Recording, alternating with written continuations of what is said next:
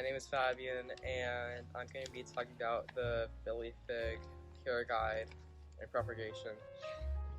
So the best time to divide the Philly fig is in late winter, early spring, and that's because once it is growing season, so meaning summer, that's when they can mature by themselves in their own pot and not be together in a single pot. They need this because if they're stressed or they have any cuts or injured parts in the plant, they have a good growing season so that they can grow well, become strong again and not be wounded as they were before in the winter where they could not grow strong. It will be easier to separate the two Philly figs if it's not root bound. The soil is looser at the bottom, so you can really take them apart once they're not root bound. And once you're almost done taking them apart, you can really start untangling the roots so that they still have a good system to grow as one tree. You do not rip them apart. You just slowly grab them, take them apart very gently. If the tree is falling over, you can put a stake in it, a moss pole, whatever you have. Put it in the soil and connect it to the tree. If the root ball is not big enough for them to stay by themselves. There might be some chances where you'd like to have a tree, but you don't. As you can see, it's right there. Just one big stem going up. There's no actual branches growing out. So what you want to do to get branches is you need to find an internode, which is in between each leaf, as you can see over here on my tree. And you need to notch it or pinch it right above the node so that it will not grow a leaf. If you pinch it at the bottom or under the node, it'll start growing thicker leaves. But if you pinch it at the top, it will start growing a whole branch. If you cut above the node, then it will stop the growth regulation compound, and that will stop it from going up all the way to the top to the bottom. So basically that bud will go dormant and it will pop out a new branch for more leaves to grow inside it. And that is a theory, and that is how it supposedly is supposed to work. So as you can see right here, here's a leaf and here's one leaf. So you need to cut right above here to have another leaf grow out, basically. You'll see this milky white sap come out, and that's how you know you've done it right. Just make sure you're wearing gloves during this part, because it will irritate your skin a lot, and I'm pretty sure you don't want that to happen. And so basically what we just did right now is we just notched it, and I'm gonna show you how to basically pinch the tree. When you cut it, you want to cut it third way around the stem and third way deep into the stem. And that's when the milky sap will start coming out, and that's when you should be wearing gloves. So that's how basically you get another branch to grow out of your Philly fig. I will probably do that, I probably won't do that. Once it grows bigger, who knows? So now we are going to talk about radical pinching. As we're at the very top of the tree, and you see this small part right here, deep in here, you have to twist this part off, and you'll see sap come out. Sap is going to come out, and that's how you know you've done it right. So basically, to propagate, what you can do is you can take a leaf off, cut it off, put it in soil, do the regular of what you always do for propagation, something flat in soil. It won't really put out a tree, but it will put out more leaves in the middle, basically. For another way of propagation, what you can do is you can cut the top part off, where I would off is right here in between the internodes from this one to that one. You would cut that off, put it in soil, and it will start rooting but what you need to do is put like a plastic bag over it so that it will create a very high humidity over the whole bag, the whole pot, everything. It needs very high humidity for it to propagate and just to grow some roots. So for the actual care part of the video, you need to give it a lot of sunlight.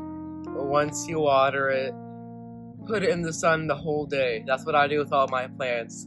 After I'm done watering my plants, I keep it outside in bright sun. That is always in between 1 week or 1 to 2 weeks. I water my plants.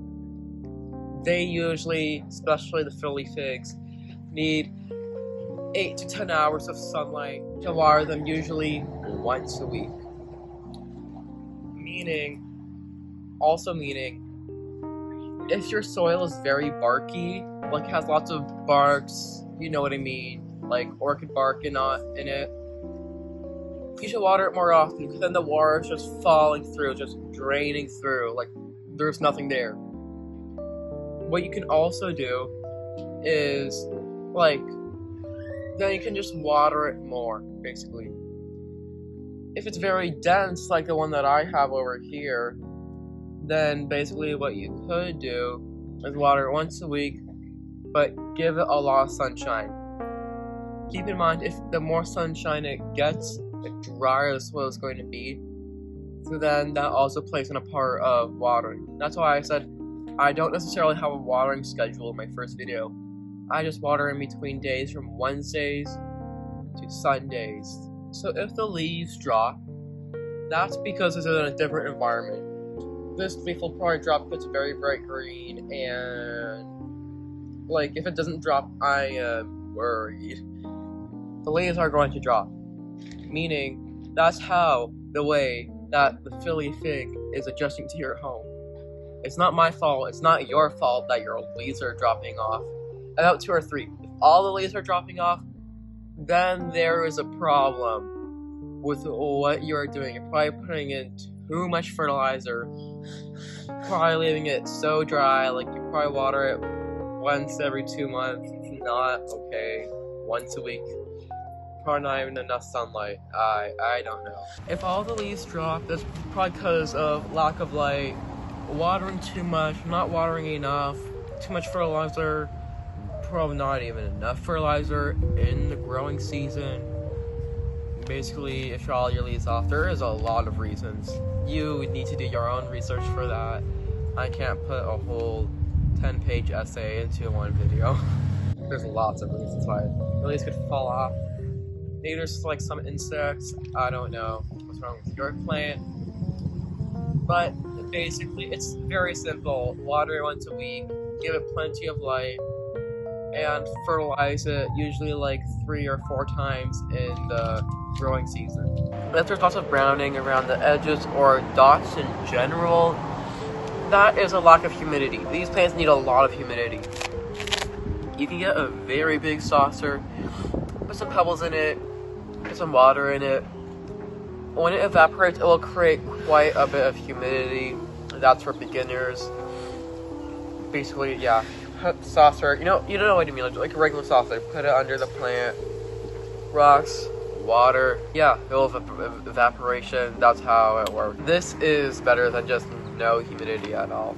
So basically, for fertilization, you need to do that in the growing season. This will make them have very big leaves. And what you can do is, they'll have very big leaves. They make a lot of energy, they use a lot of energy, and then they make a lot of energy again for the leaves. The bigger the leaves, the more energy they make, use, and make again. And basically that's it. For the fertilization, they'll also make the leaves very green too. So for insects, you can check the top if you see some webbing or just some flies around it. If you see some flies, you can add this yellow sticky trap. Those are fungus gnats. They are attracted to the color yellow and to the scent that they give out. So they will go on it, they'll stick right on it, and yeah. if you see some webbing, basically what we can do is just a little bit of dish soap, a lot of water in a spray bottle, spray it a bunch of times, and then basically you can just wipe them down with a quick Bounty wipe or whatever you have, washcloth. And yeah, you'll get those spiders gone. You can also lift the plant up above the soil to check if there's any inner insects burrowed into the soil so that they won't be eating the roots away. Nothing will happen, basically. So humidity is a very big thing in the fiddly fig. That pebble rock thing that I talked about earlier, that is good, but for a very short time. It's good for a beginner, but what you really need is a big humidifier, and I should probably be taking down notes because I need to get one in my bedroom. Not a baby small humidifier, because that's not going to do much if it's right beside the plant. You probably need like a bigger box of a humidifier. That's really what you need, and also you won't get nosebleeds at nighttime, which is what I get all the time. Also, for some extra added humidity, you can get a washcloth, have it like dip it in some cold water, I don't know, put it on your bed frame, put it around something, and it will evaporate, and it'll make the room, for me in my case, my bedroom, more humidified, warmer, better for the plant in general. That's it, everybody. Thank you for watching, and yeah, thank you for listening to my speech about, or my talk about the fiddly fig.